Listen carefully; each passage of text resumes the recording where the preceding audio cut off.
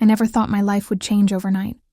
I was just Emily, a 24-year-old woman with simple dreams, working at a small bookstore in my hometown. My world was peaceful, predictable, and sometimes boring. But peaceful was good. I loved the routine. Morning coffee, arranging books, chatting with customers who shared my love for stories, and quiet evenings with my cat, Luna. My grandparents lived just a few miles away, and I visited them every Sunday. Their cozy, old-fashioned house was my sanctuary. They were my rock, especially after my parents had gone through a messy divorce when I was a teenager. Grandma's apple pie and Grandpa's stories about the good old days made me feel safe. They believed in me like no one else did. Then that Tuesday happened. I was at work when my phone buzzed. It was Mom, her name flashing on the screen usually, meant a quick chat or a question about the weekend. But this time her voice was barely a whisper. Emily. It's about Grandma and Grandpa. There was an accident. My heart stopped. I blinked, thinking I'd misheard. What kind of accident? They're gone. They didn't make it. The world tilted. I felt like the floor disappeared beneath me. I had just seen them last weekend. We had laughed over board games and sipped tea. How could this be real? The days after the call were a nightmare I couldn't wake up from. I barely ate. I couldn't sleep. Their house felt hauntingly empty when I visited to collect my things. Every corner reminded me of their kindness. The framed photos, the little garden they tended together, the scent of lavender that always lingered. I kept thinking, why did this have to happen now? What am I supposed to do? Funeral arrangements came quickly. Family I barely knew appeared, offering condolences that felt hollow. Everyone said the right things, but their eyes told different stories. Greed, curiosity. I didn't know yet, but I sensed the calm before a storm. One evening, the family lawyer, Mr. Parker, called me. His voice was serious as he asked me to meet him in his office the next day. I was anxious but curious. Walking into the lawyer's office, I felt like a child again, nervous and unsure. He handed me an envelope, thick with papers. Emily, this is your grandparents' last will and testament. My fingers trembled as I opened it. The words sole heir jumped out at me. $8 million. The lakeside house? Investments, vintage cars, even a trust fund for me. I looked up, stunned. Why me? Why would they leave everything to me and not to my parents or siblings? Mr. Parker sighed. Your grandparents loved you very much. They believed in your strength and integrity. They wanted you to have a fresh start, free from family drama. I felt a mixture of disbelief, fear, and something I hadn't felt in a while. Hope. As soon as the news got out, everything changed. My parents' attitudes shifted. My father's sister, my Aunt Karen, started calling me with fake concern but harsh undertones. You should reconsider the will, she said once, for the sake of family peace. I knew what she meant. At family gatherings, whispers followed me. Some relatives avoided me. Others tried to charm me with fake smiles. My phone blew up with messages. Some kind, many greedy. I realized this inheritance was not just a gift. It was a battleground. After the will was read, I visited my grandparents' house again. Not as a guest this time, but as its new owner. Walking through the creaking gate, I felt like a trespasser in my own memories. The roses Grandma planted still bloomed, wild and untrimmed.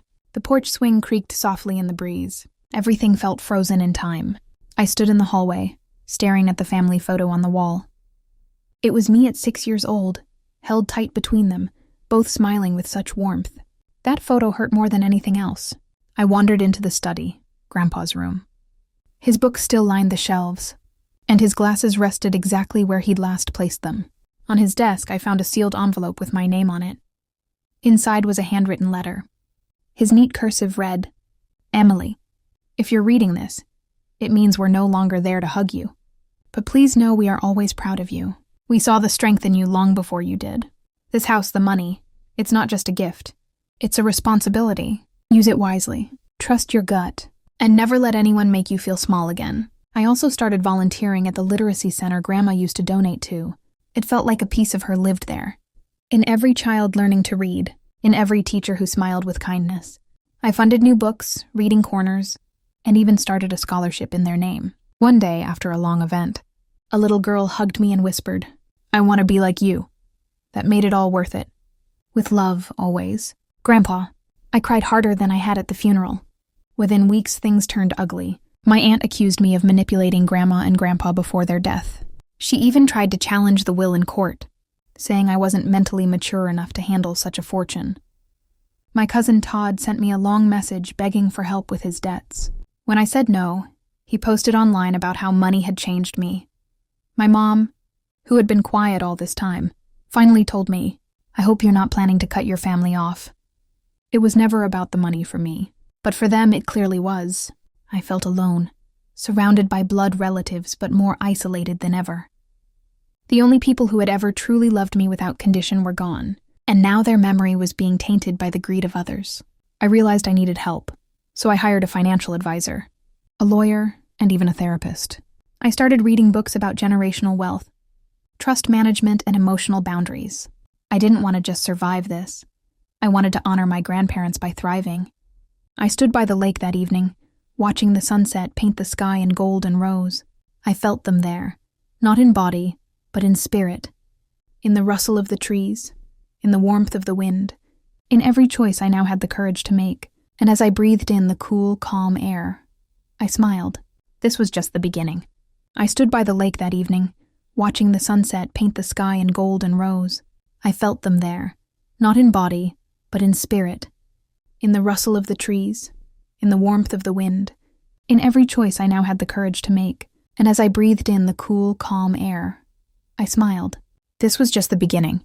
It had been nearly a year since the accident, a year since my entire life had been turned upside down. I no longer lived in that cramped apartment or worked long hours at the bookstore. Instead, I now managed investments, ran a scholarship foundation, and owned a home filled with love, not noise. The legal battles had quieted down. My aunt lost her case. The will stood firm. Some relatives never spoke to me again. Others reached out with lukewarm apologies. I forgave the ones I could, and I let go of the ones I couldn't. One morning, while cleaning out the attic, I found a dusty old photo album. Inside were letters, notes, and photos from when I was a baby.